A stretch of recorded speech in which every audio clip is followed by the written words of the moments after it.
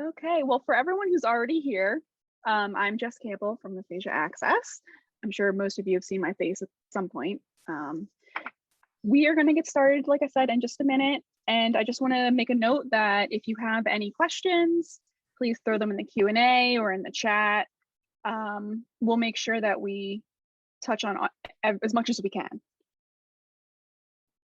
We have a very exciting conversation coming up, so don't want to take too long in waiting. So I think we're going to get started if you guys are ready. All right, then welcome. And I'm going to just pass it over to Nidhi. Hi, everyone. Good morning, good afternoon, good evening, depending on the location and time zone that you're joining us from. Thank you so much for being here. We want to start by wishing you and yours a very happy, healthy new year. My name is Nidhi Mahendra. I am a professor and the director of the Spartan Aphasia Research Clinic in the Department of Communicative Disorders and Sciences at San Jose State University. And it's my honor to welcome you to this very first event for Aphasia Access in 2022.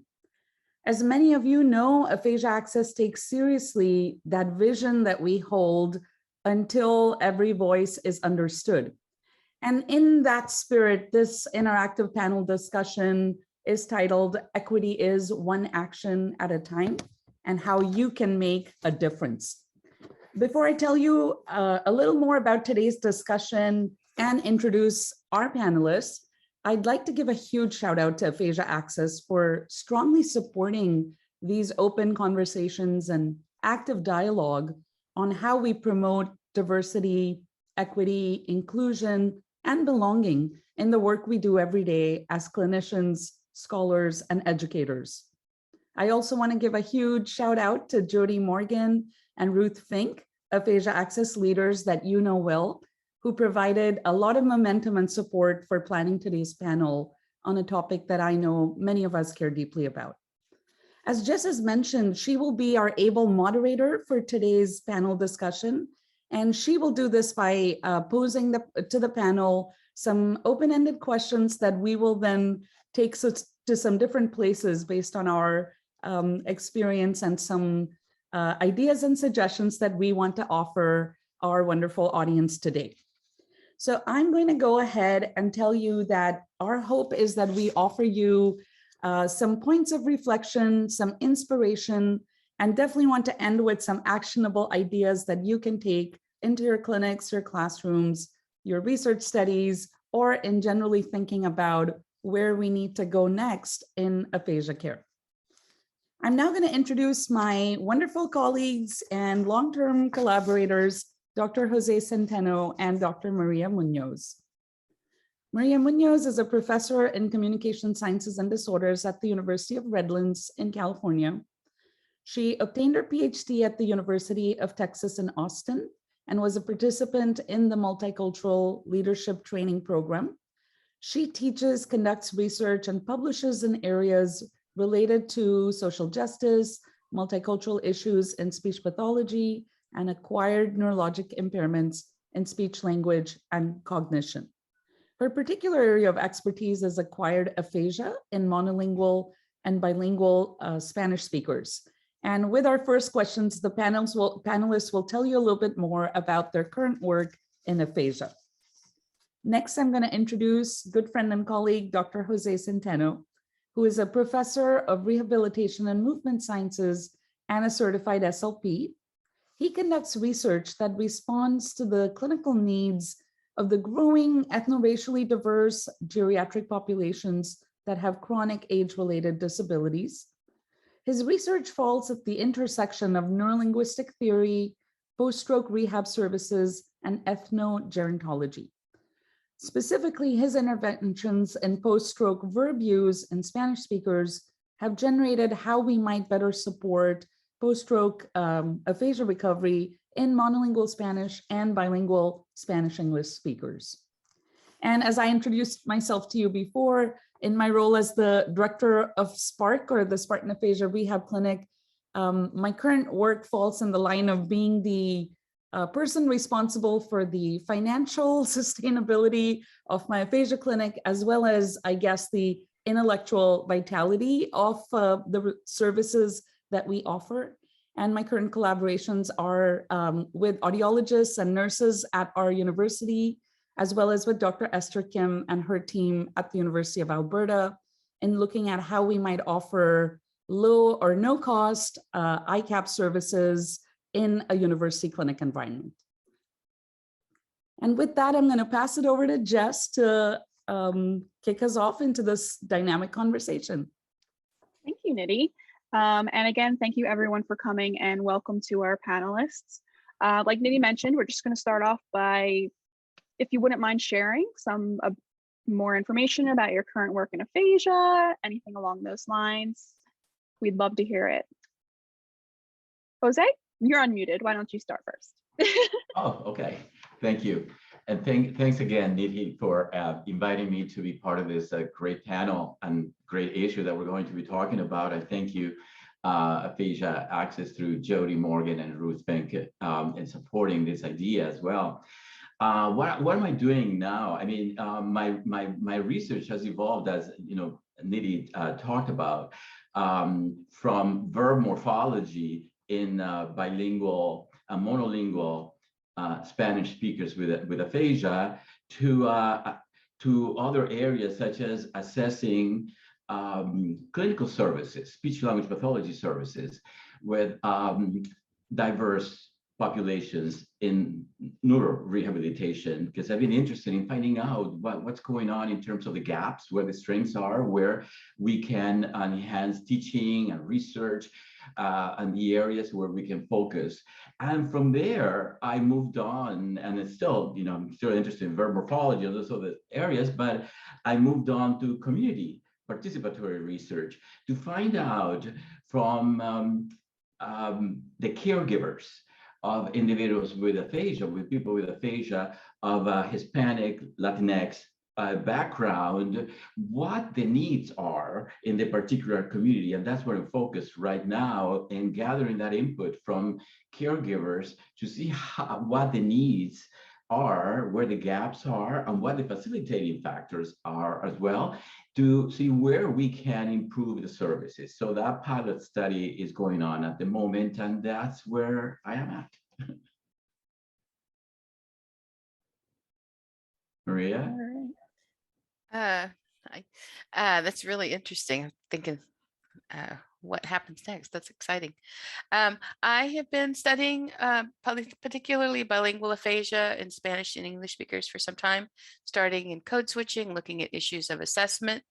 What I'm looking at now is less direct research and more thinking about things like evidence-based practice and how concepts of evidence-based practice fit or don't fit cross-culturally and cross-linguistically, and what are kind of the limitations in evidence-based practice when it comes to cultural linguistic diversity. Also kind of related to that, I do clinical supervision and teaching, and so really thinking about how do we prepare students to work cross-culturally and cross-linguistically. How do we meet the needs and understand the needs of particularly Spanish speakers who have aphasia in their families and caregivers? For a number of years, I've led Spanish aphasia support groups, bilingual aphasia support groups, and really thinking about what are the unique needs within that kind of environment, what kind of supports are needed, what kinds of topics, what kinds of themes, what kinds of interactions are important to making these aphasia groups successful, to understanding and addressing the needs of Spanish-speaking people with aphasia and their caregivers and families. Yeah, I think that's a good summary. All right, Nidhi, do you want to share a little? Yeah, I'm going to add to, just what Jose and Maria were saying, that sitting in a university clinic where there really seems to be this beautiful nexus of how do you teach students best to get excited about aphasia care, but also to help lead us in what will be the solutions of tomorrow. And then also looking at the best models for community engagement as our aphasia clients continue to diversify. I'm really interested in partnering with them in the spirit of Project Bridge and those ideas that Jackie Hinckley has promoted, where we really need our diverse clients with aphasia to be co-designers of the rehab services we offer. And that is probably the thing I enjoy most about the current work we're doing. That when you ask patients and their families, they will tell you what they like and what they hate about, working in traditional models with SLPs. I'm also really enjoying this current space where, along with Esther Kim, Heather Tomlinson, and up in Canada, we have been really trying to ask this hard question that since we have all this emerging research that ICAPS work so well, how do we remove the financial barriers that preclude a lot of people from participating? So we're currently in the throes of really trying to find out, can we get the same efficacy results when it is a student-led ICAP? And can we sustain these if we go after the goal of being low or no cost and making these much more accessible than they have historically been? Finally, another part that is just speaks to my personal interest in music and dance is wanting to ensure much wider access to the creative arts for our persons with aphasia and their families. And over time, I've managed to attract a crowd of people who are academics, but also musicians and performers. And so we're taking seriously the idea of how important the creative arts are, to lift morale, to increase a sense of well-being and community engagement within our aphasia programs. Wow. Yeah, creative arts are just very important. I completely agree. So we at Aphasia Access have recently marked and celebrated 20 years of the life participation approach to aphasia. What reflections have you had about LPAA? And going on from there, what do you think LPAA might offer to our thinking around diversity, equity, and inclusion?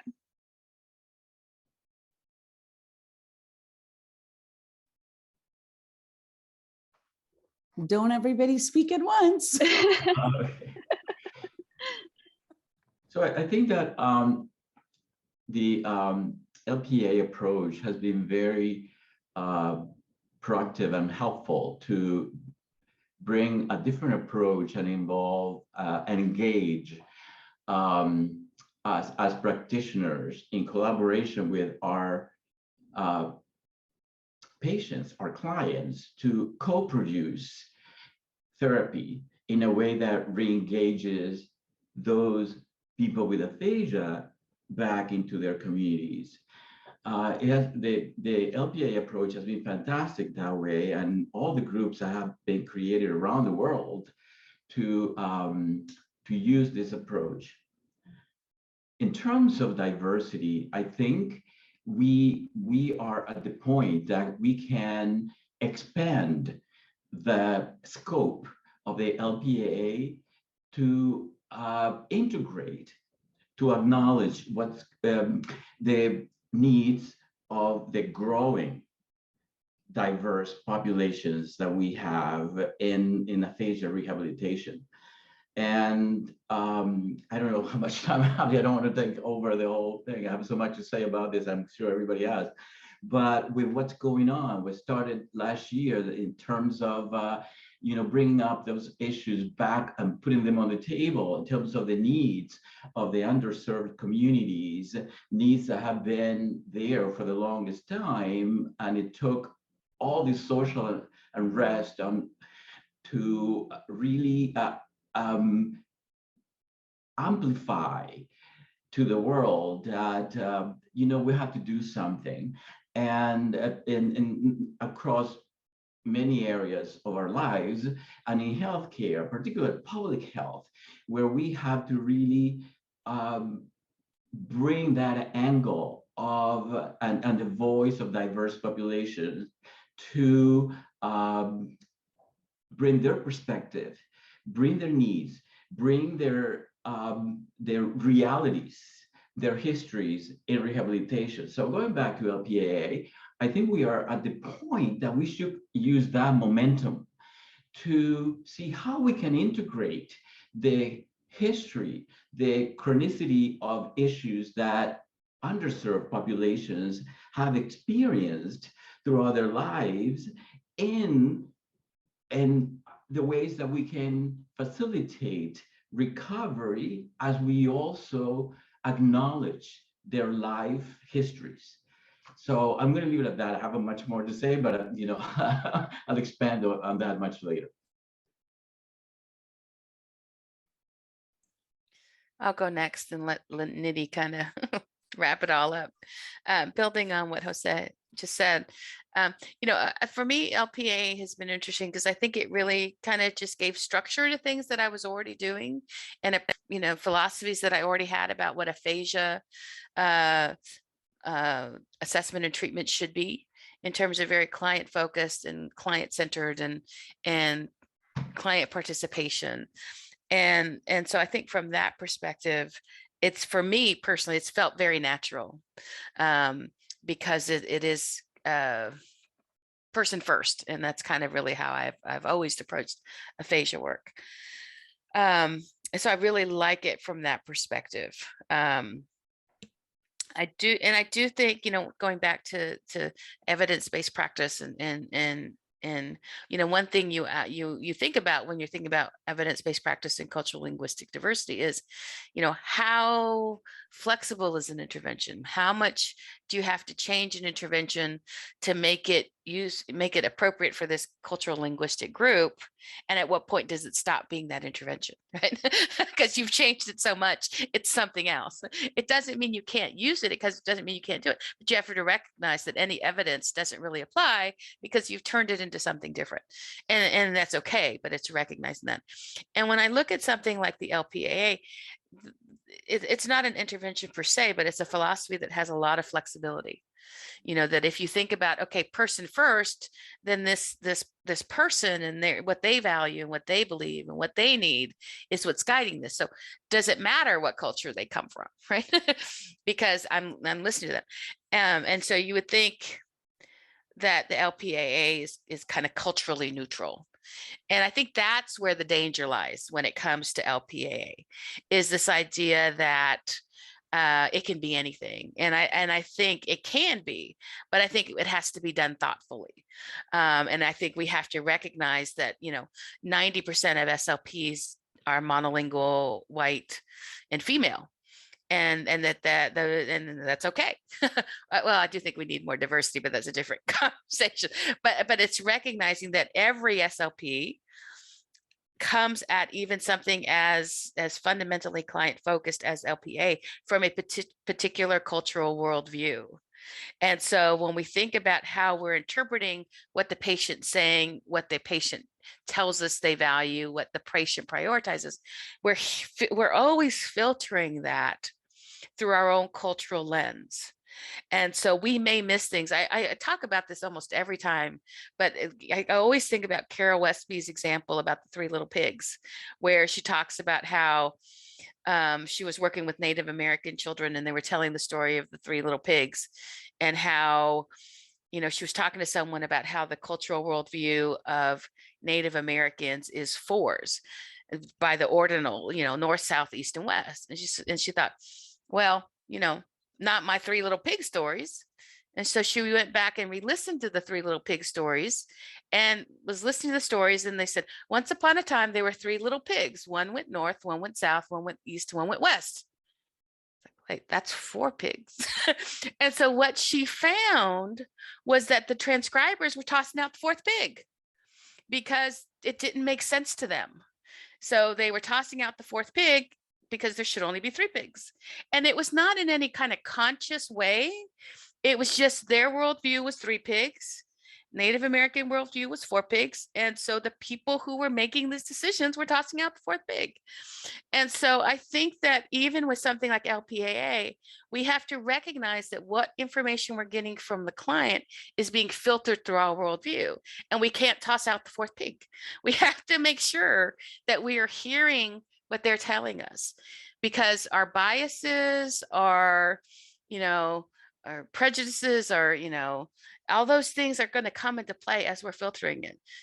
One of the things I remember real strongly from that point, from that perspective, was I was in a aphasia support group, and it was all Latino males who had aphasia, and they were talking about what they missed was being the man of the house and being able to kind of direct their families. And they were talking about it in a way that really kind of emphasized very traditional male female roles in the family. And for me, that's not very comfortable, because I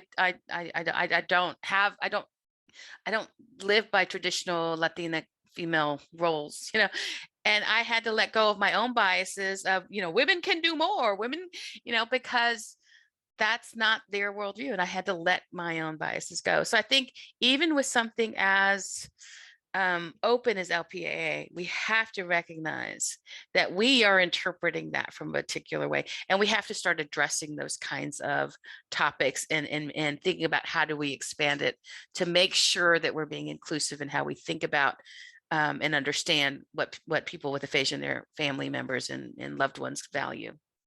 So on that note, I'll pass it on to Nidhi. I'm just processing so many ideas that you and Jose have shared. And I know we talked about this, that many of us knew life participation before it was called that, and it looked more biopsychosocial. That's what we used to also call something like that, and said, hey, that was about, are you speaking to and addressing and perhaps meeting the needs in all spheres of wellness, right? And so life participation really brought that to the forefront. And at the same time, because I think that I'm in agreement with what Maria said, that maybe we've rendered LPAA in a particular way, because that's the dominant mainstream culture. So there is a need to remind ourselves that when we use the words life participation, and you think of people's racial or ethnocultural identity, their languages as rooted in their identity, I do see that as we move towards LPA 2.0 and continue to grow that understanding of what it means to participate in life fully, that we will seek an even more active integration with racial justice, language rights, and even accessibility. That I find that to be singularly a very frustrating thing, that hearing all these stories about how our clients and their families go out and the world remains unwelcoming and hostile as far as its accessibility and inclusion. And I do see that as a central charge for us, if we're serious about changing the world a little bit for people with aphasia, that we have to take down some of those barriers, in addition to some of the work we're doing with communication and bridge building, with communication partner training. So I do think that there's even more exciting stuff for LPA in store ahead as we grapple with how do we integrate things that our clients are telling us, especially as people with aphasia diversify. I've never had these many people with aphasia in an aphasia group who live alone, as an example. And you can't say, I'll train your communication partner, because there isn't one, or their active communication partner. And you can't say, go ahead and figure it out, because they can't figure it out alone with their aphasia. So that's another example of like what life is changing, because who our clients are is changing. So if their lives are changing, then life participation has to dynamically continue to change and evolve as well. Thank you. I'm really enjoying this. I'd like to move on to, unless there's anything else we want to cover, I'd like to move on to the concept of equity-minded clinical practice. So what are some clear examples of such practice any of us could do in everyday service delivery and interactions with persons with aphasia? And why don't we have Maria start us off on this one? Maybe I can bounce around as we go, because we'll come up with one at a time. And I think I probably spend more time on social media than I should, but I'm trying to cut back. But so I'm thinking about some of the things I see people posting on social media. And the first one that comes to mind is that there are still people who think if I don't speak this person's language, I cannot provide services. So they need to go do something else. And so we have a lot of people who are not native English speakers or who are not bilingual, who are not getting the services they need. And so I think the first thing that I would say is recognizing that ethically we are obligated to provide services. That people with aphasia, regardless of the language they speak, need care. And if we don't speak the language, ideally we would refer them to an SLP who does speak their language. But again, 90% of SLPs or more are monolingual English speakers or don't have sufficient proficiency in the language to provide services. So that option is pretty limited. So we need to work with interpreters in effective ways and advocate for interpreters for both assessment and intervention to make sure that clients are getting the services that they need. I think that's really critical. So that's my first tossing it in. I'll follow up on Maria's thoughts, and I'll connect it back to LPAA. I think that this idea of equity-minded clinical practice is connected very nicely with LPAA. And the reason why I say that is because the LPAA gives us the blueprint, the roadmap, from where we can be creative in terms of adapting aphasia therapy to each person's background, experiential background. So in terms of equity-minded clinical practice connected to LPAA is paying attention, as Maria and Nidhi have talked about before, to the uniqueness of each person that we have, that we're working with, and engage that person in this therapeutic process. And by talking about diversity, I mean the multiple aspects of diversity that we have to deal with in clinical practice, not only ethnic and racial backgrounds, but also gender, sexual orientation, rural versus urban identities. You know, all of those different factors that we have to think about. And, you know, a lot of you have probably heard the term intersectionality these days in terms of the bundle of identities that each person that we work with brings to the therapeutic process. So aligning the LPAA with each of those intersectional backgrounds that each person with aphasia brings into the therapeutic process is something that we can nicely do with the LPAA approach. The hard part of it is that right now we don't have much literature in the field as to how that can be done. How can we really acknowledge those complex backgrounds that each person in the multi-ethnic, multi-diverse, you know, cases that we work with, how do we follow up? What are the steps that we follow up to really tap into all of those areas that are very unique and are also very sensitive to tap into, you know, because we're dealing with, you know, acculturation, language barriers, socioeducational limitations, all of those different things. But I think it can be done. So to create equity-based, socially responsive, culturally authentic therapeutic environments using the LPAA, we really have to have some kind of ways to really approach that. And I think the literature is lacking in our field on how to do that. And we have to go into nursing, social work, psychology, and all the professions that have created such guidelines. And I'll leave it right there. Yeah, and I'm just gonna take some of those threads into some specific things that I have been changing in how I approach this, because I think sometimes even when you bring a diverse perspective, because you are like, I'm a multilingual SLP, and I always think about functional communication in different languages, but that's still, it's still some meticulous thought and planning to say every day I want to think about my clients in that way too. Is that what's important to you?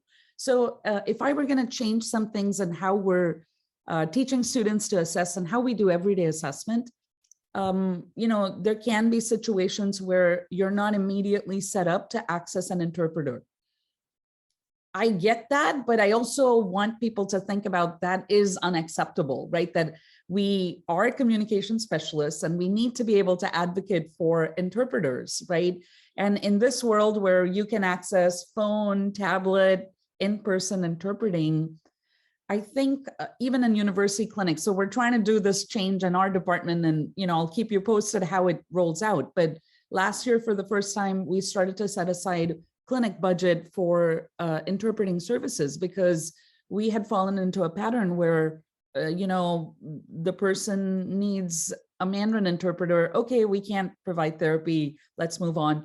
The person needs Vietnamese interpreting. Oh, we can't provide therapy. And so you gradually get to a point with we're making it very easy for ourselves to say we can't serve you. And to Maria's point, that at what point do you say, but this is who's asking for our services, and we need to do right by that, right? So I think interpreting is a big deal. Like, we really have to conquer this in every setting that we, it's the same kind of advocacy as, when someone says, we don't have funds to buy the assessment for living with aphasia, and you persist and persuade them to say, well, hey, this is evidence-based practice, and this is a life participation-oriented assessment that our clients even respond to better than very impairment-oriented testing. So approach interpreting and the access to interpreters in the same way as you do to state-of-the-art equipment, materials, and therapy aids, for example.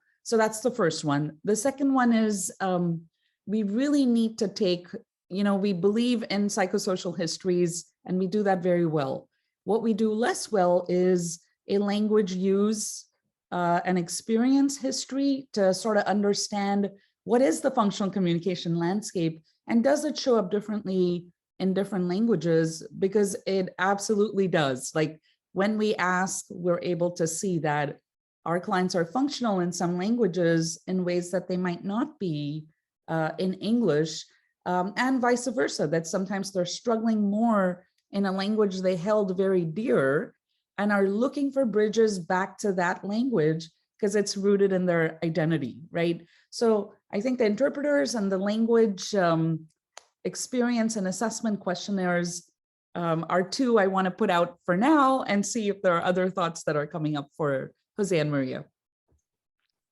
As you all were talking, I was kind of thinking, as you were talking, I was thinking kind of the obstacles we have to in some ways the LPA approach, but particularly equitable service delivery, or time. Clinicians feel very pressed to complete things in a certain amount of time, particularly assessments. So how do you add, the things we need to do? Insurance. There's a lot of, well, insurance companies want this, insurance companies want that. So how can we deviate? And then just lack of understanding of what it means to be a culturally responsive, equitable service delivery person. And I think we have to really think about, how do we tackle those obstacles? And I think we start with the lack of understanding. I think coming to these kinds of sessions, reading resources, going to in-services where we talk about the cultural linguistic needs of people with aphasia is critical, because you don't know what to advocate for if you don't first understand what it is that we need to be doing for best practice. And there is best practice specifically related to cultural linguistic needs. And I think we use that knowledge to then advocate for what we need in terms of time, and how we structure what we do, and what we need in terms of like things like scores. How do we write a report that is fundable, that gets paid, that addresses these needs. But I think it has to start with educating yourself about what are some of these issues. I would say that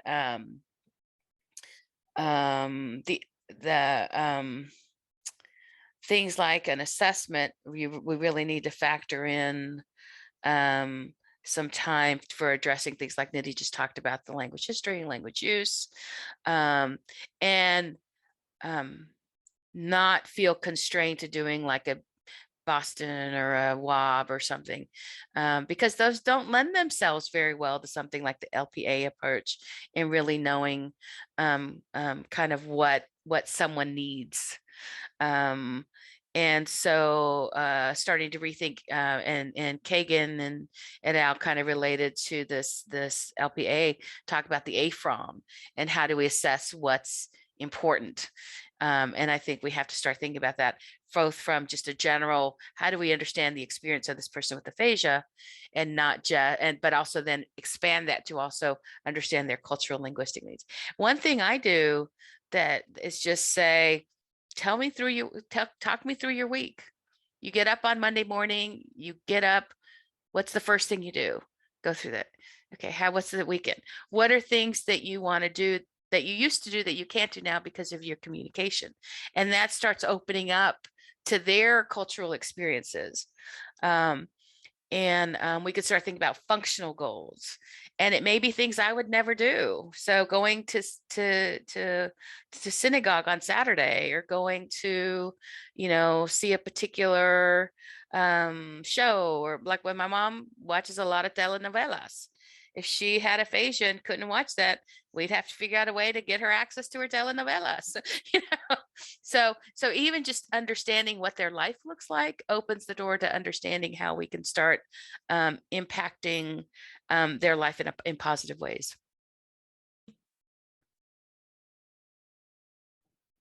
And if I may add, Anita, you were going to say something? Go ahead. If I may add, connected to what Maria was just saying, engaging the person with aphasia in input for intervention, I also like involving the caregivers, the families, the relatives, the social networks that the person with aphasia is involved in, because they give so much information regarding what's helpful to them, and where the stressors are, where the challenges are, whether they are with the person in the community, at home, or taking the person to a medical appointment. So the caregivers, the social networks, who the people, the most frequently interactors, the most frequently participants in the person's life, are crucial informants for the therapeutic process. Nita, you were going to say something. I'm sorry. No, I agree. And actually, that's a perfect segue. So I was going to say, one of the things in clinical practice that, we talk about these at our conferences, and we certainly have had aphasia access forums about this. And I know in talking to other folks in aphasia groups, this is very common that our clients are running into significant barriers, right? At DMV, at the Social Security Disability Office. They're running into significant barriers in the healthcare system. And I think that a simple thing is, in your interviewing, when you're doing a client intake, or from time to time, to recalibrate, like, what is a significant problem you're facing? Or I know that people with aphasia can have some barriers when you're going through the legal system or the healthcare system, and to demonstrate that your awareness that these problems exist, because I think we have the communicative and creative capital to really, throw more energy at these problems, that we can really partner with our clients to say that that's not okay, that you're repeatedly having this problem. And this might, several of our members do excellent work in court testimony. They support aphasia-friendly, assertive conversations that our clients can have on legal and healthcare matters. And, there's some excellent resources by the Aphasia Institute to support having more productive interactions with in your physician's office, for example. So those are things that become even more important when you have racial minority or not very educated patients who can't quickly lean on, I know how to navigate the system, sort of gravitas, and they really need resources, but also your advocacy to help them access some services. The other part is, I think, in clinical practice, we do have to critically engage around, when we look at the task of assessment, right? Even if you are very pressed for time, minimally our assessment has to find out what languages are important to the client, what activities they do in different languages. And so, for example, sometimes it points you to recommendations you can make. So if you were working with a child that was from a bilingual household, even if you didn't know the language, you would never think to leave that session without the parent having very rich ideas for, you can listen to songs and you can hear the radio in these different languages or TV shows. And here are some supports and apps that might support that cross-linguistic input. But we don't do that. Customarily, we just don't think about this for people with aphasia. But I have found that as you talk to your clients that are bi or multilingual, they're often telling you that, okay, prayer group is in Hindi. I listen to stocks and financial updates in Mandarin. Like, different clients will tell you these things that you have no idea that they're consuming the world in all these different ways. And I do think we have to up our game to recommend how to keep these languages alive.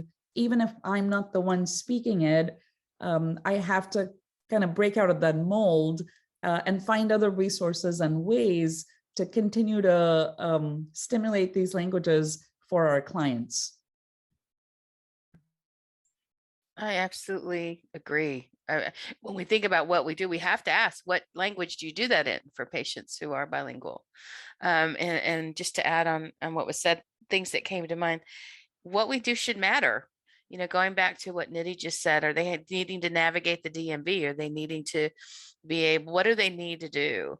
And that's going to relate to SES. Maybe this is someone who takes care of her grandchildren because, her daughter's working.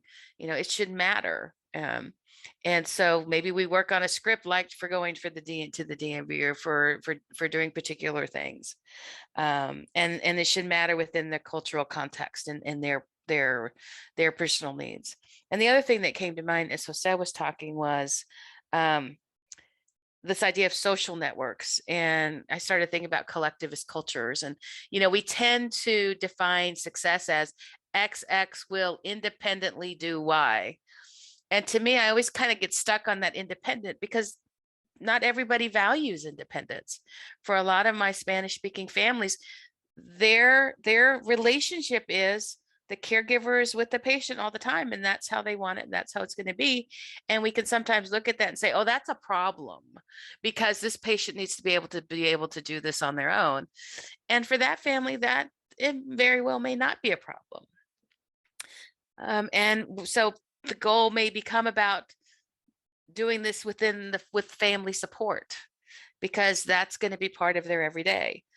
There may be some things that they like being able to call 911 in an emergency. That may be something they really do need to be able to do independently. But other than that, seeing them as a unit and working with the family and not just the patient, it can be very critical. Right. And then just two quick things on this. One, Maria is always a big advocate to say, are we thinking about culturally relevant stimuli? And I just want to give an example because Jody and I were talking and we both had hit on the same idea.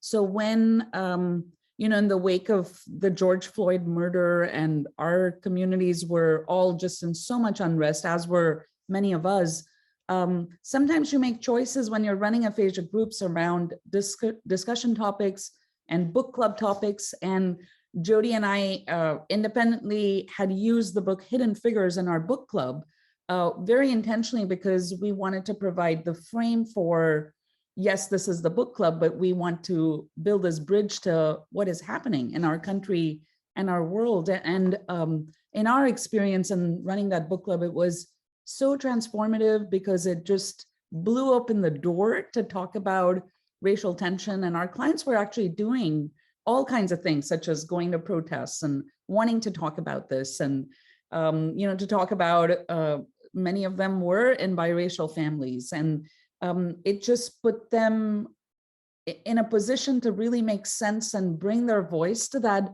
conversation, and was such a transformative model for not just us as clinicians facilitating, but for the students watching and learning that difficult topics are in everyone's lives and certainly are in our society, that if we don't permit them and welcome them into the therapy room, it's just such a grave missed opportunity. So I want us to really think of our sense of agency to bring that voice through the stimuli that we're picking for some of these activities and groups. And I wanted to let you know that all of the panelists are working on a resource sheet, and Jess will tell you a little bit more about that, but that is going to be part of our concrete thank you for coming to our session today as well.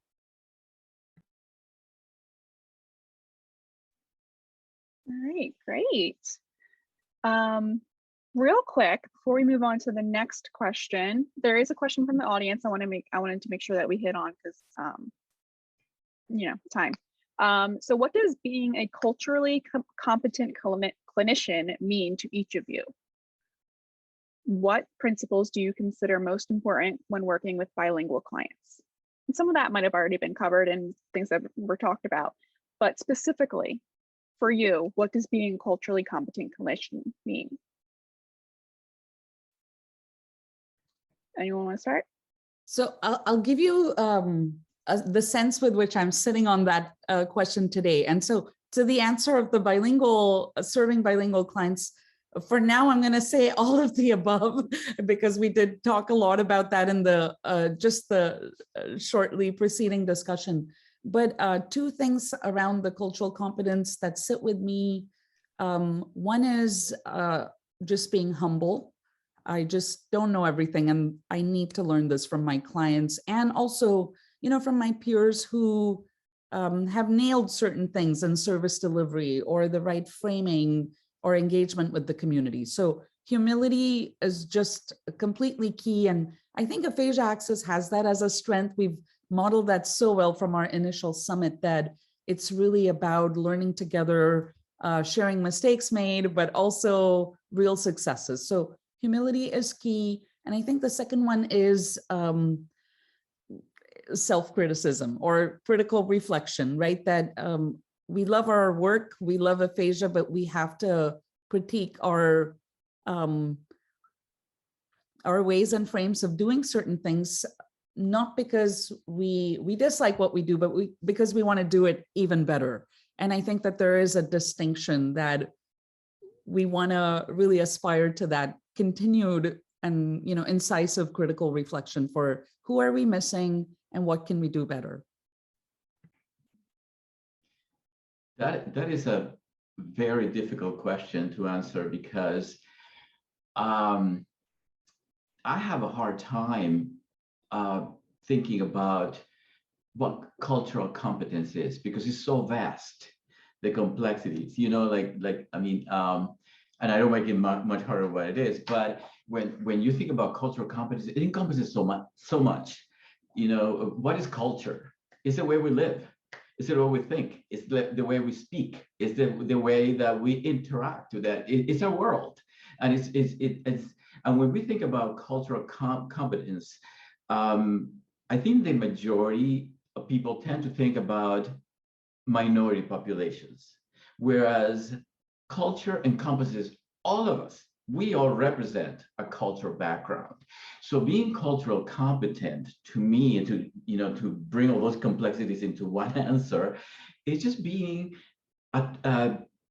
attuned to who that person is, where that person comes from, what histories that person brings with him, her, them to the clinical process, and being open to that. And as Nidhi was saying, also assessing ourselves in terms of culturally humility, being culturally humble, to see how the story that we're listening to, that the person is giving to us in terms of the persons with aphasia background, is what are our weaknesses in terms of understanding all of those different backgrounds and details in the person's history.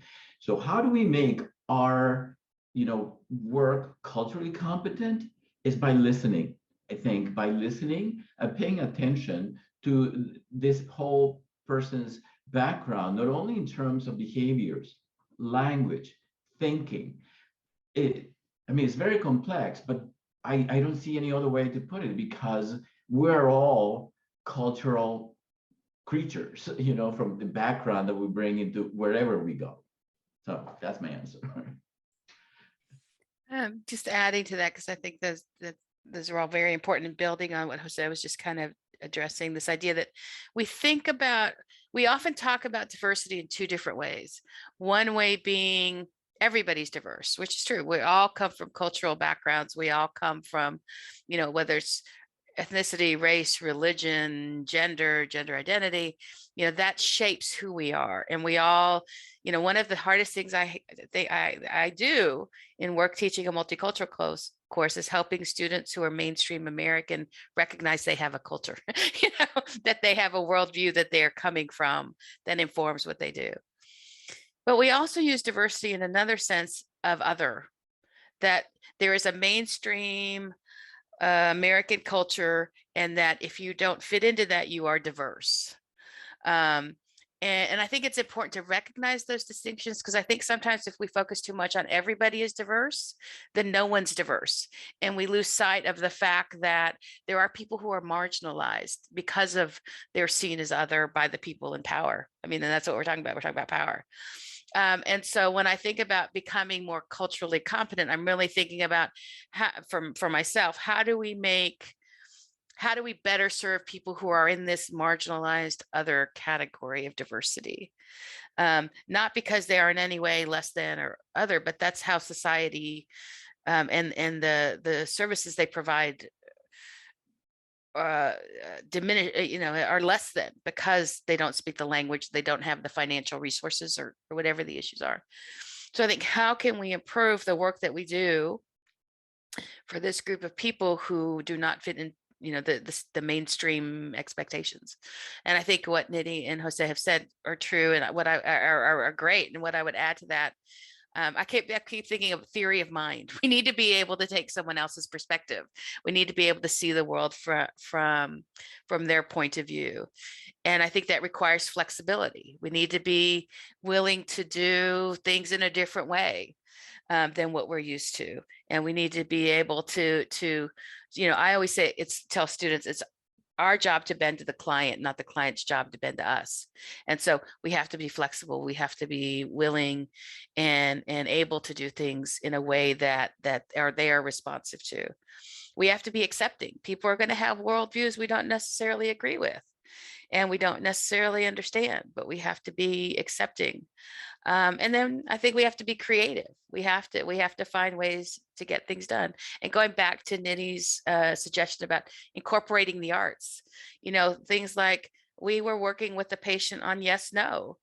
And so we started we would play his favorite Mexican band, and we would play Britney Spears, and he would either say yes or no, and he hated Britney Spears. So he'd say no to Britney and yes to his favorite Mexican band. And that's how we got started with yes, no. We had to find something that was meaningful to him. In another case we did for one of my aphasia support groups, the students who have been, a wonderful support for these groups.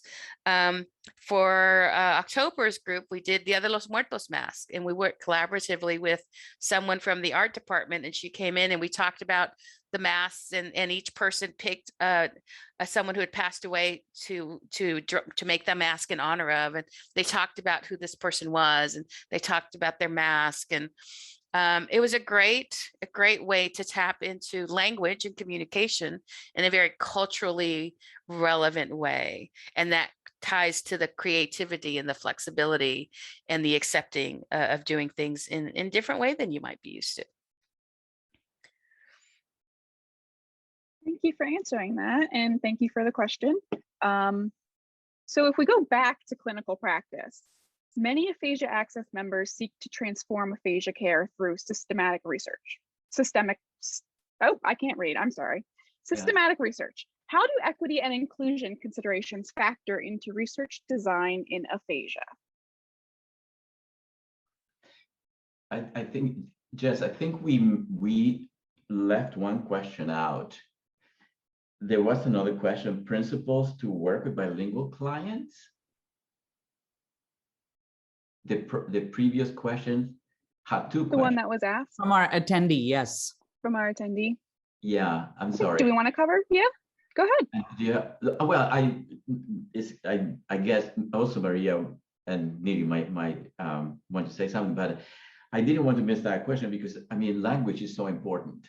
Language is part of our identity, whether we speak, we're talking about a language or the dialect of that language that we speak. So in terms of the guidelines, I will start from there. Think of language as being part of that person's identity and personality. I mean, you cannot tell somebody in terms of bilinguals, it's very complex because bilingual process and think of those in those two languages or multilinguals connected to different contexts in their lives. Like some bilinguals might use a language at home predominantly, so they're connected to that language in that context and the emotions associated with that context, whereas they might use another language academically, and that tends to be English, right? Academically and at work, and you see the differences that bilinguals are connected emotionally to their languages, depending on their context in which they use them. So what are the principles to work with bilinguals? Pay attention to the language preference. And it's difficult when you are working with a person with aphasia, because sometimes you have both languages that are, impacted by the aphasia, and both languages are recovered, with the aphasia symptoms, and sometimes it's only one language that the person uses, but you still have to involve the family and the patient to find out, okay, you're talking in English now, but you also spoke Russian before the stroke. What language do you want to use?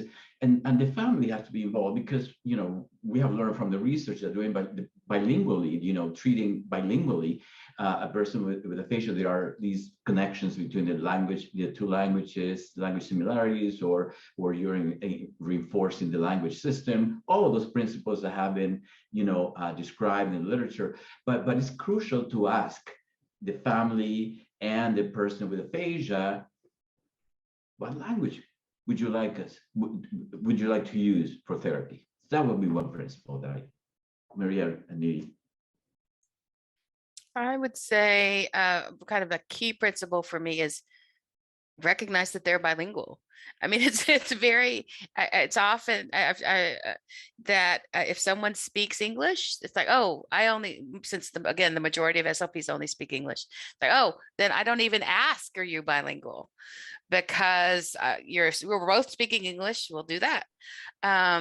And so I think, as someone who does research in bilingualism, it can be hard to find bilingual aphasia, because as long as they speak English, nobody asks. And so we have to ask the question, not are you bilingual, because that has certain expectations, but have you been exposed to a language? Have you used a language other than English? Because sometimes unusual things happen. And so just recognizing that someone is bilingual, asking that question, not making assumptions of who might be bilingual, because there are people who don't look bilingual who are in fact bilingual. And so it's a question we have to routinely ask all our patients, and recognizing that there may be things we need to do in that language because that is important to them. So they go to church, to a Chinese speaking church. And so, yeah, that you may need to do some things in Chinese because that's an important thing that they do, that they want to be able to continue to do, even though they're perfectly fluent in English. For that activity, they need it in that language. And so recognizing that they're bilingual and understanding what they want to do with that language, and making sure that if that's a priority for them, that we provide services in that language.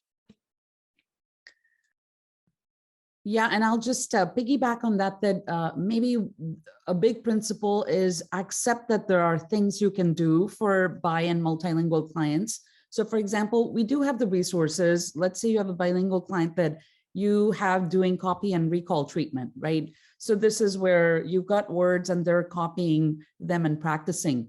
There really isn't a good reason you can't set that up in Spanish, because we have so many online resources to help get word translations and set up that type of practice packet for home, right? So we're not in the habit of doing this, but we have to start asking, why are we not in the habit of doing that? And similarly, like sometimes we're reading things, articles where there are many sites now. Let's say this is a news group that will give you the same news story in English and Mandarin and Spanish. And yes, we should provide access to that, or at least acknowledge that there are some clients for whom that makes a complete difference in how they show up to participate. I'll give you one clear example. We have a client who is a bilingual Hindi-English speaker and loves music, but participates minimally in our largely English choir.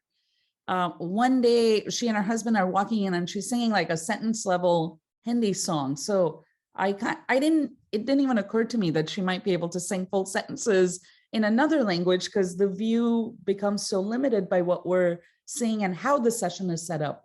And it was actually surprisingly easy for us to set up where she could sing an introductory song, even if all of choir isn't singing, to at least showcase her skill. And, just the moment of pride it generated, not just for her, but also all of this other aphasia community was just so stunned and marveled at her ability to do that. So essentially it goes back to that point Maria mentioned, that, are we doing everything we can to bend to the client as opposed to prematurely accepting this is the rendering of my aphasia group and this particular aphasia treatment? Perfect, thank you. And thank you, Jose, for bringing us back to that question. So if we go back to clinical practice now, many Aphasia Access members seek to transform aphasia care through systematic research. How do equity and inclusion considerations factor into research design in aphasia?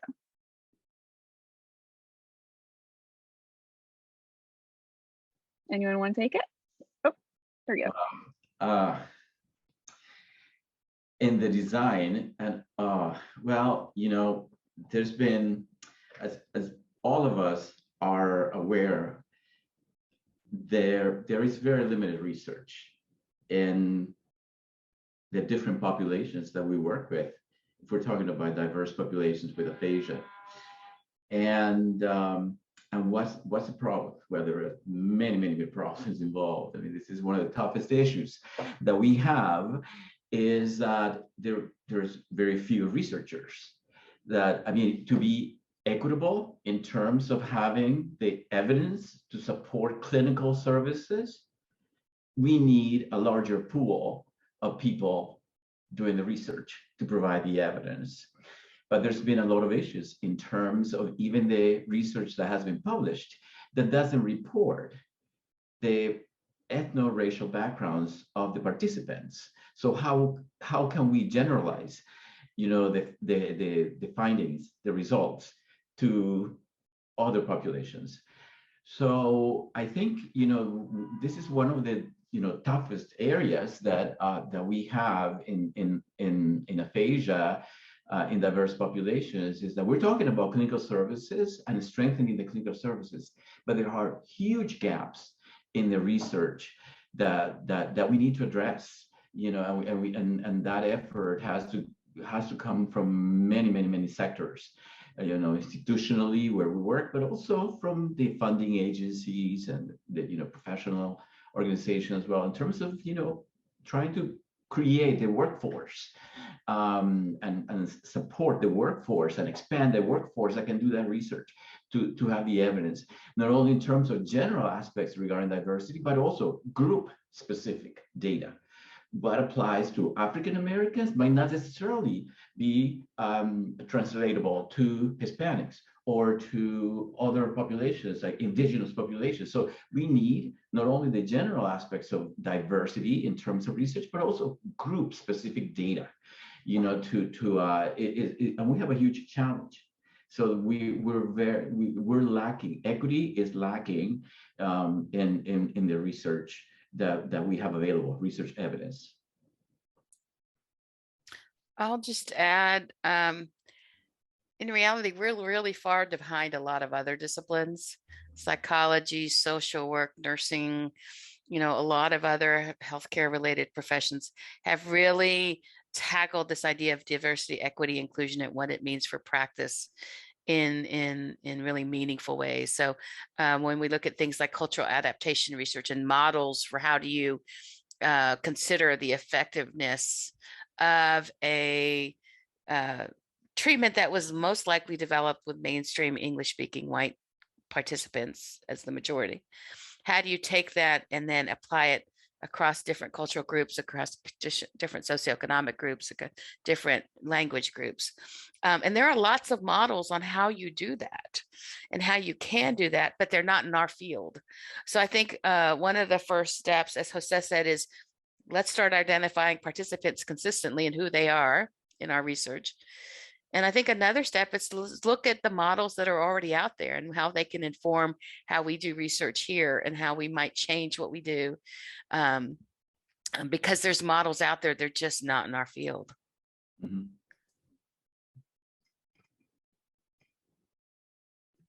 Yeah, and I think, you know, that path that we have these like grant mechanisms like the PCORI, which is the patient-oriented research investigations. And then there's also like what Project Bridge is doing, that I do think we need to acknowledge that not all of our clients are equally motivated to participate in all different types of research studies. And I've had encounters where people will say like, you know, is there a research study around the aphasia choir? I want to do that. I don't want to do word practice. Like, so they are, they have clear perceptions of what they need and also whether they can access it, right? So in the example I've given a couple of times with the low and no cost ICAPs, it was exceptionally rewarding to hear from a lot of low or, you know, fixed income clients who shared the frustration of watching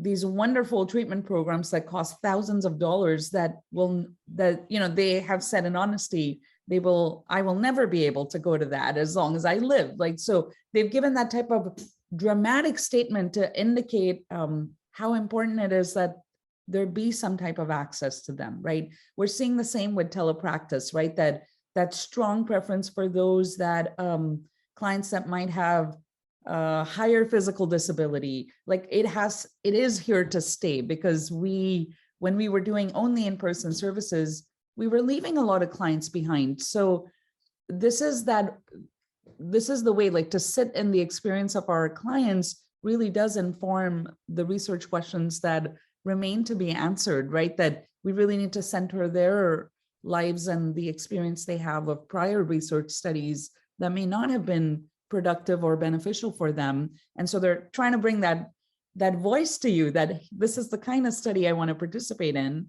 And if you have something, then let me know. You know what I mean? Yeah. And building on what Nidhi and Maria were talking about, I think we also have to involve the community. We also have to involve, I mean, the research that we have available in terms of diversity, it has been very neuroscientific. We have a lot of, you know, great evidence, not a lot compared to aphasia monolinguals. We still need a lot of work done in aphasia and bilinguals and dialectal speakers of English as well. But we also have to start building the evidence based on our stakeholders. the people that we work with. What do they feel the needs are? Where are the barriers? Where do they feel that we should be helping them with? And as Didi said, yeah, I mean, it's not easy because the community also doesn't trust us. You know, they don't trust research because there is no history.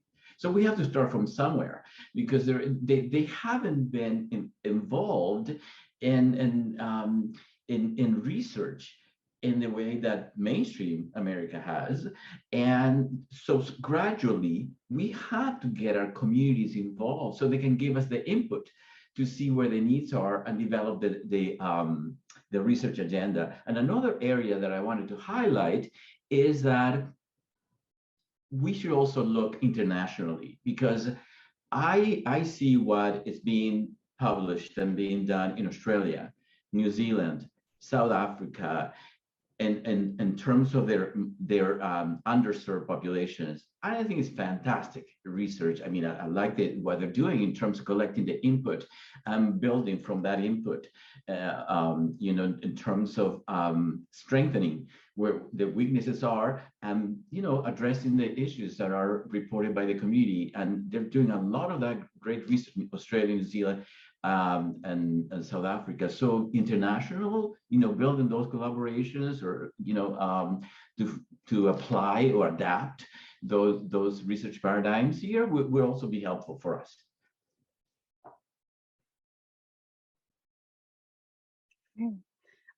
So to round off our conversation, I want to take us to how we might teach differently in the classroom and clinics to inspire positive change.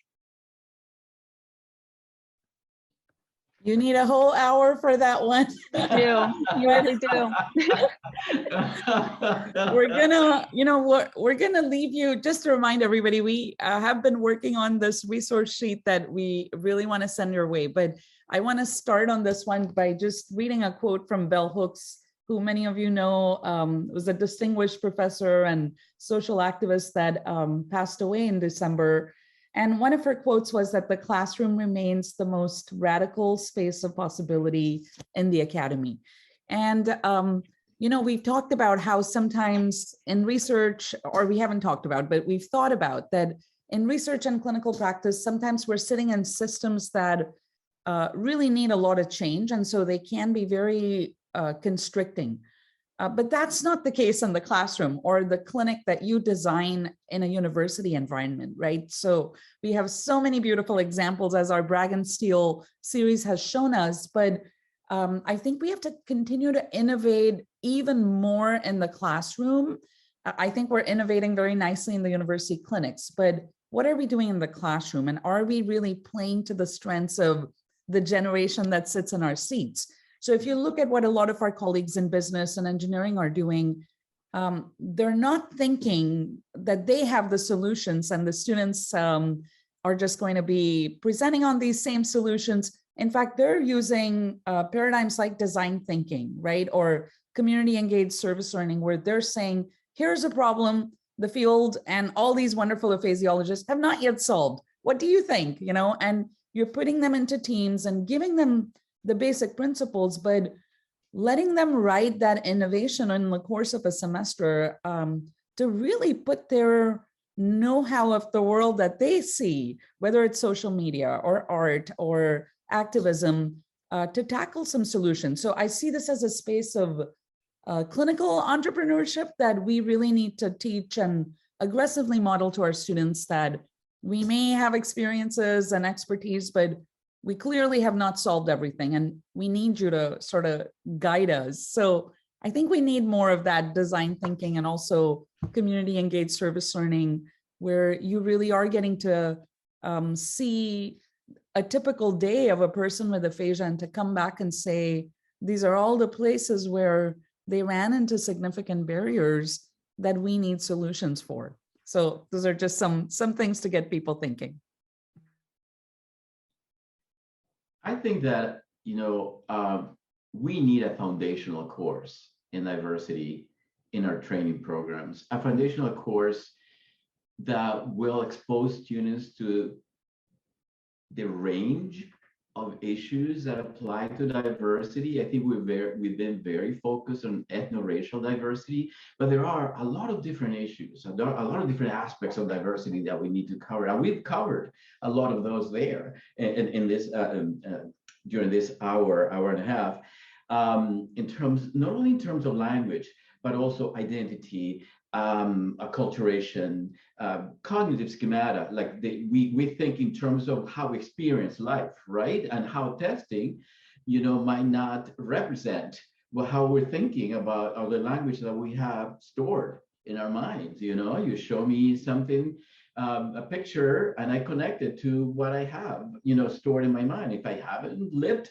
that, I can't talk about it. So, all of those issues, I think, should be addressed, at the very beginning, of our training programs. And this applies to any patient, any client that we serve, because as I said earlier, culture is culture. We represent a culture, whoever we are, monolingual, bilingual, all kinds of different aspects that go into culture.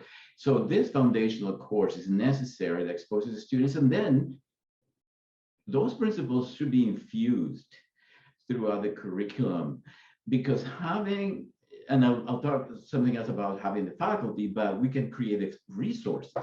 If I mean, we have Nidhi and Maria here, and there might be other people in the audience whose names I can't see that are also experts in diversity and have been teaching about it. So we have a pool out there that can create the resources. So if the faculty is not trained, because we're not trained in everything, there should be resources available so people can refer to on how to create a foundational course, how to infuse diversity in aphasia, in speech disorders in children, in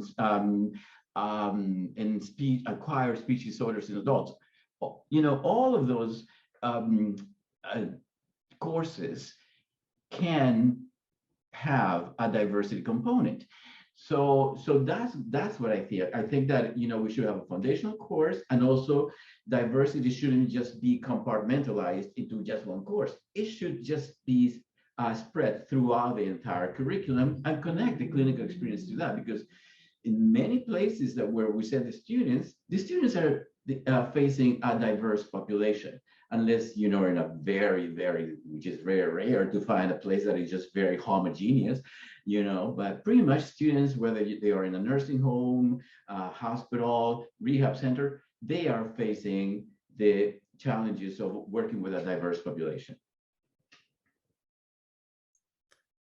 Building on what Jose just said, I think I agree you need a dedicated course, partly to provide context for everything else they're going to hear, and I also think you need infusion to provide specific context in disorder areas.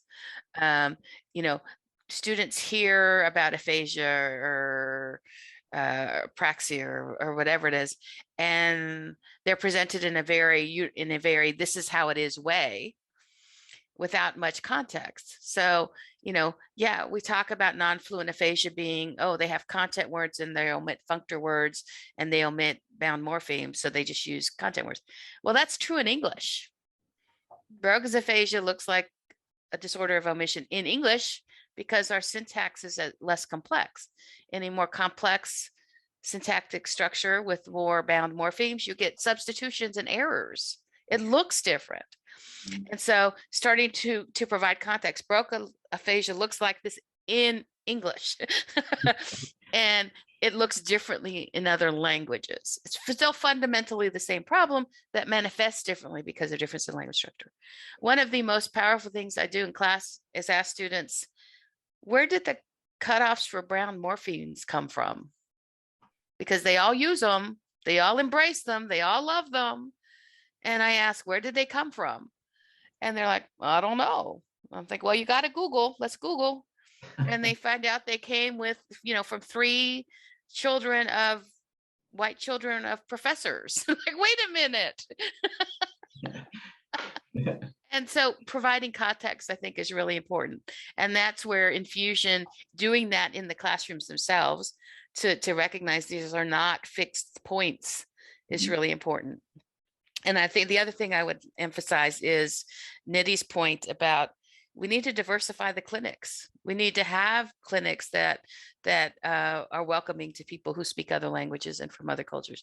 We need to be paying interpreters so that students are getting those experiences where they can be guided and not. A lot of them are getting these experiences in externship sites where there's just so much going on.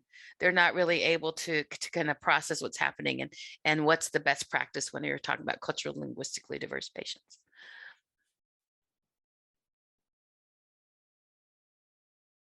Okay, perfect. And I just add something, highlight, I think to round out what we're talking about here, and this is very specific to aphasia and to other neurological disorders in adults. The population is getting older, and we all know that, at a very rapid pace. Very old. The population is aging worldwide, locally here in the US.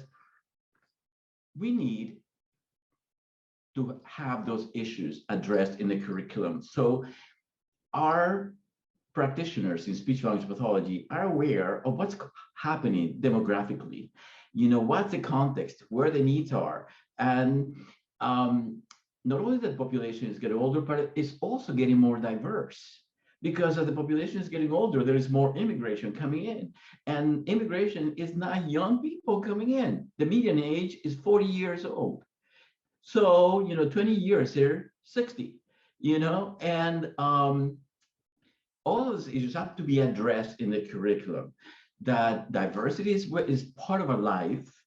And within that diversity, race, ethnicity, sexual orientation, dialects that you speak, all of those different things should be addressed in the curriculum. And I think as practitioners should be aware of what the demographic scenario is out there, because that's the scenario where we are working and will continue to work.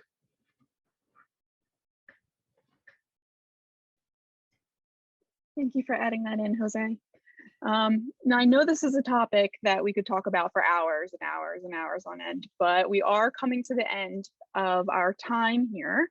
So I just wanted to ask, is there any other pieces of information, any other little nuggets, tidbits, anything else you want to say before we close out today?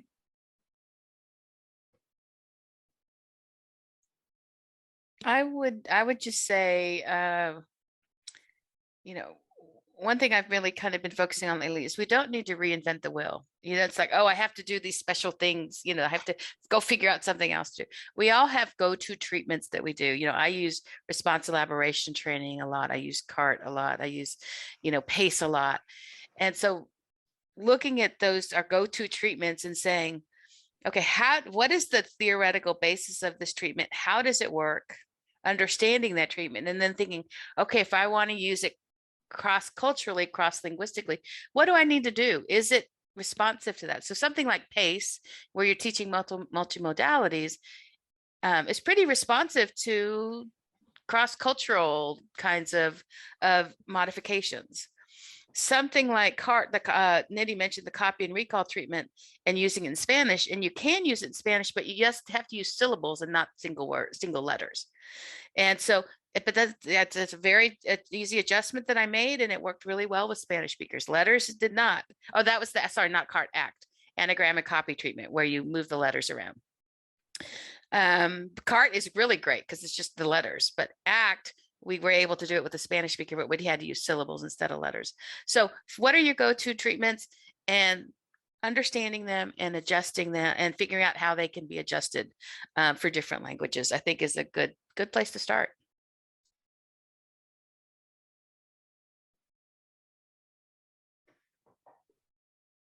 Should I call on you? Nidhi.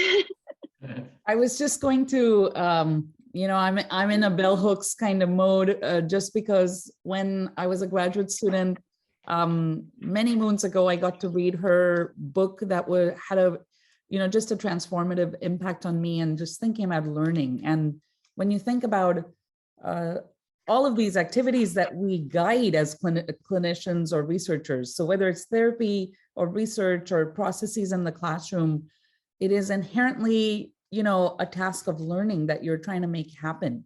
And so one of her quotes said that she wrote this about the classroom, but I'm extending it to us as an aphasia community. And so this changes my emphasis, but the quote is bell hooks. As an aphasia community, our capacity to generate excitement and the solutions for the future is deeply affected by our interest in one another, in hearing one another's voices, and in recognizing one another's presence. And I want to leave that thought with our audience.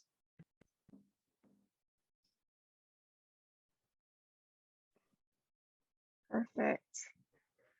Okay, I don't see any questions or anything. I think that's a lot of information, a lot for everyone. Just sit, let it marinate, think for a while.